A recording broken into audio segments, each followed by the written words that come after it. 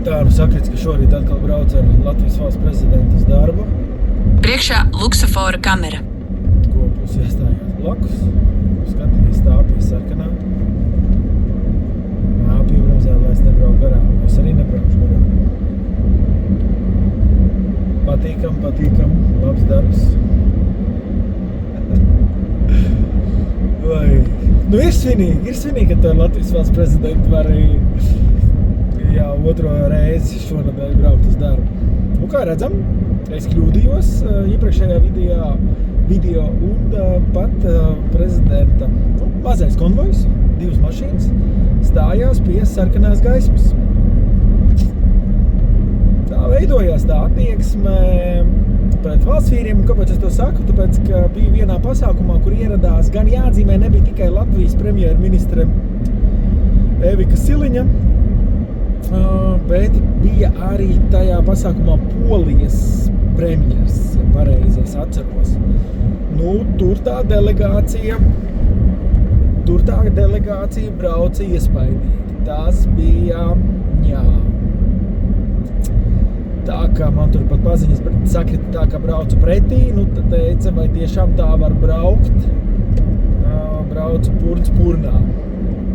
Milzīgā ātrumā. Nu, drošība kā ir. Bet, lūk, labais piemērs. Latvijas augstākā amatpersona. No auto puses varētu tikai pateikt, ka, lai arī, par to arī varētu padiskutēt. Es uzskatu, ka BMW kā reiz šītas, ir tā diezgan neveiksmīgs modelis, bet es saprotu, ka ir arī sabiedriskais spiediens un Mercedes-Benz S-klase būtu, tā kā sabiedrības ziņā, tā kā vairāk pretenzija, tā teiksim.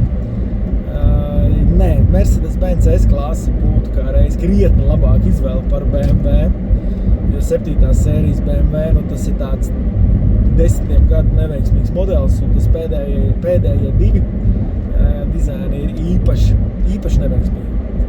Bet, BMW jau dizainā, par to es uztaisīšu atsevišķu video, man uz montāžu ir par BMW dizainu, kas, manuprāt, ir aizgājis tādos neceļos, ka var novest arī pie uzņēmuma maksātnes. Kredītiņu vajadzēs tā teikt, lai varētu finansēt tālākās darbības. Jā, BMW. Kā vienmēr diskusijas auto, bet es vēl pastīšos tajā krustojumā Lielupē, vai tur arī stāsies pie sarkanā vai nē. Un jā, paldies par laiku. Lūk, varam redzēt, sarkanā plūsma, visi stāv pie sarkanā, un arī valsts prezidents ar pavadošo apsardzi stājās, tā kā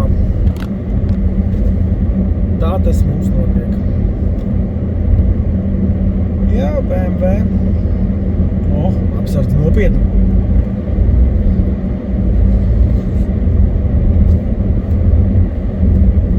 Tā kā kļūdījos un stāv kopējās plūsmās, viss kārtībā. Forši, tas ir laiks no manis. Un vēl viena lieta, tomēr par pilsētas telpu nevar noklusēt. Paskatieties uz šīm te dekoratīvajām gaismām, kas ir vienkāršas līnijas. Tas ir gaumes jautājums, un tāpēc es dodu savu subjektīvo viedokli, uzskatu, ka šīs te ir gaumīgas. Pat vienkārši līnijas šādi saliktas ir gaumīgas pret daudz kur tādās citās mazākās pilsētās, pat mazākās pilsētās, redzamos tos dekorus, sākās Ziemassvētku laiks, liekam lūdzu kaut ko tādu oriģinālāk par šādu līnijas, manuprāt, izskatās gaumīgas, un tādas ir Jūrmalā.